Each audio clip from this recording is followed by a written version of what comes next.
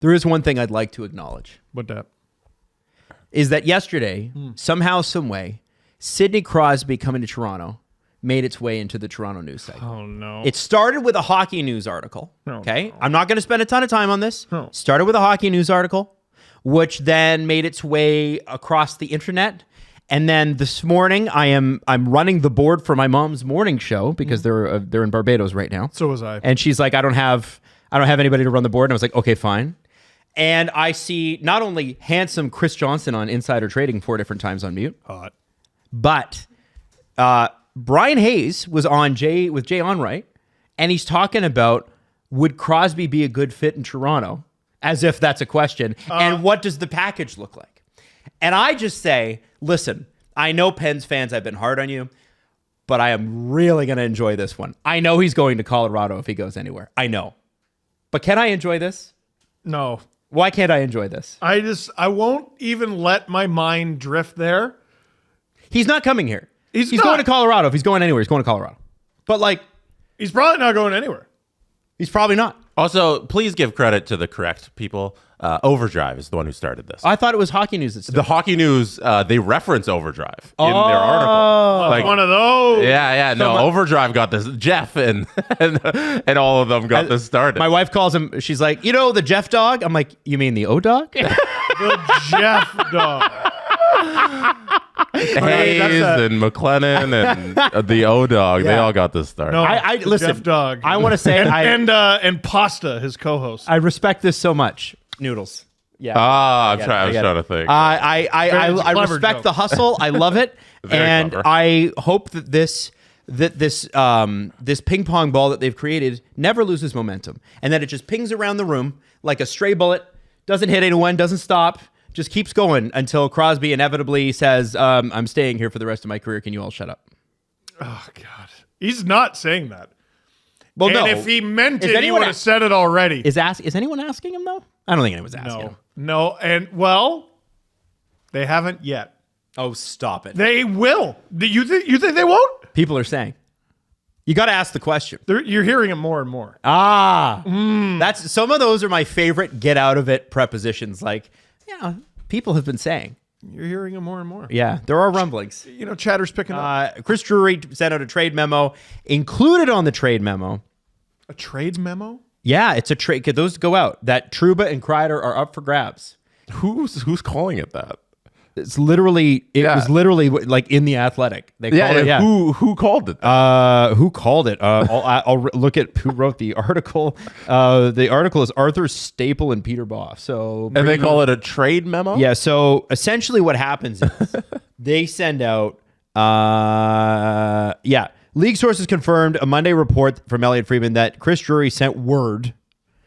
Sorry, it's not called a trade memo in this particular thing, but I have heard it referred to as that.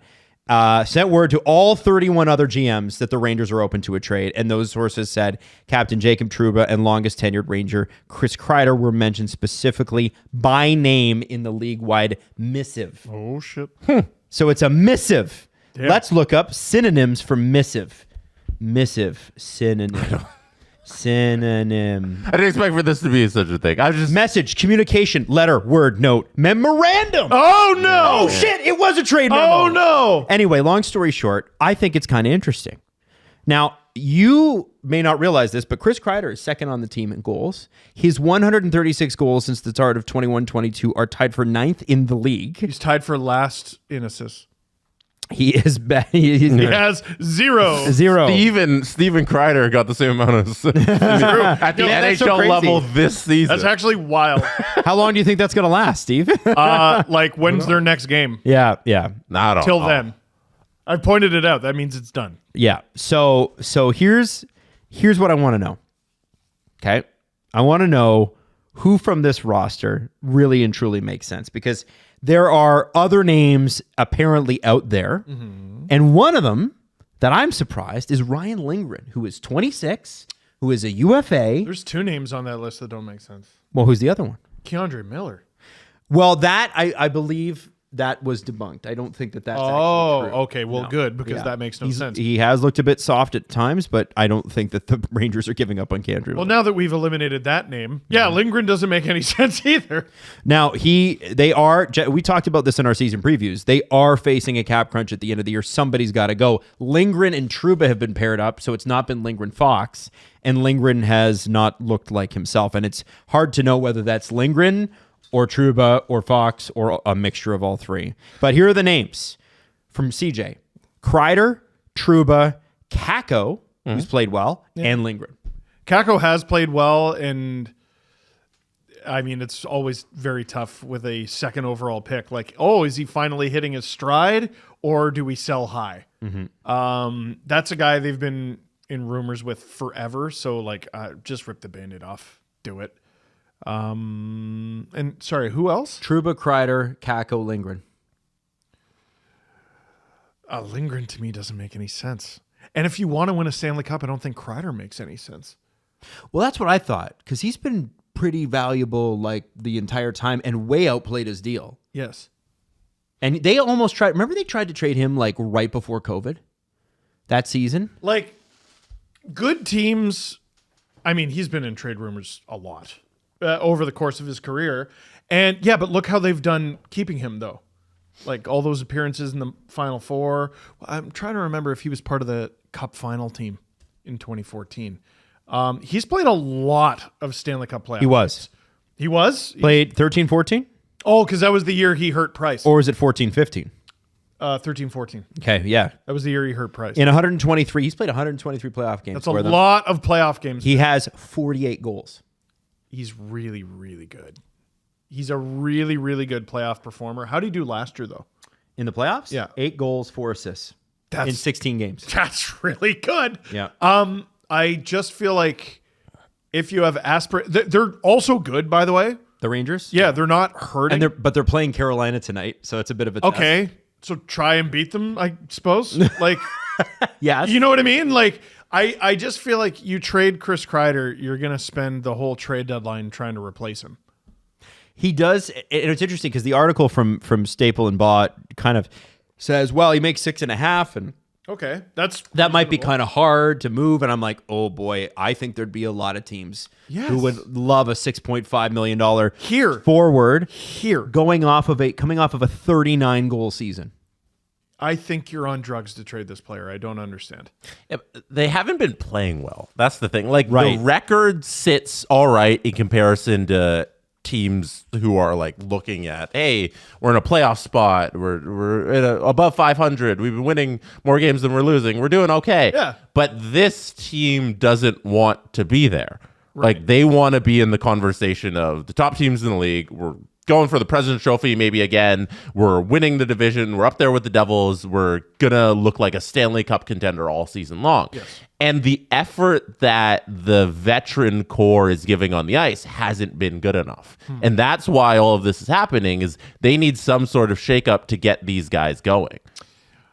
Like, despite putting up some decent point numbers, it's about the everyday game in, game out. They're disappointed with the results on the ice in terms of from an effort standpoint and looking like a competent Stanley Cup contender. This feels like the sort of situation where you lean on your coach. Like, it sounds like the coach is not squeezing enough out of the core. You know what I mean? Like, okay, they're winning games, but they're not playing well.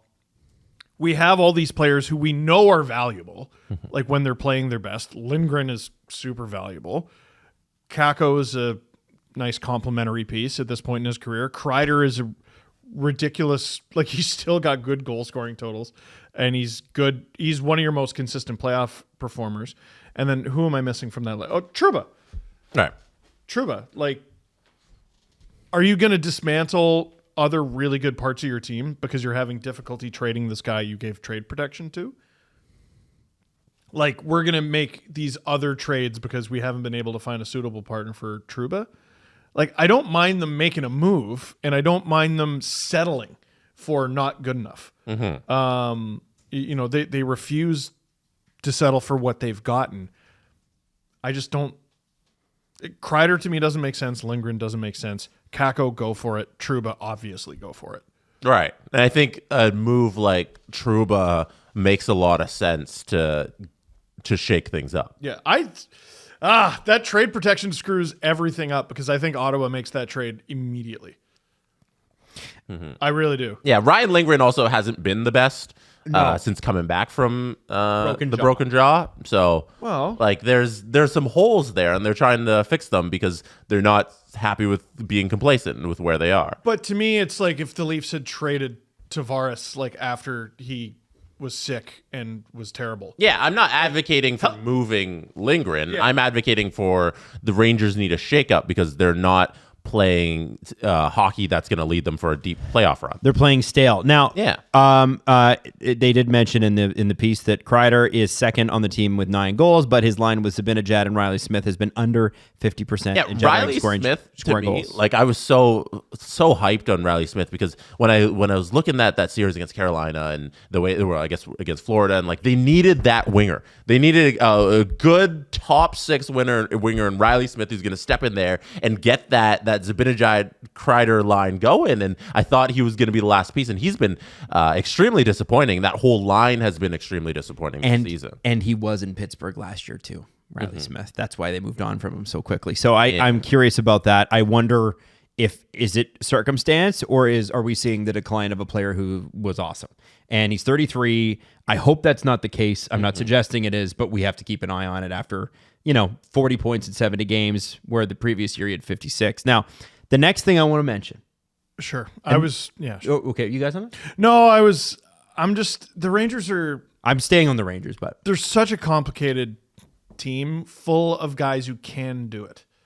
Like, Zibanejad is a guy who's been criticized a lot in recent memory for just not giving enough. And I was like, okay, I wonder where he sits since 2022, the last time they went to the Final Four. I wonder where he sits in team scoring in the playoffs. And the answer is first. They were in the Final Four last year. Oh, yeah, you're right. Yeah, My bad. Or not Carolina. So Oh my 2 God. Final Fours Florida. in 3 years. Yeah.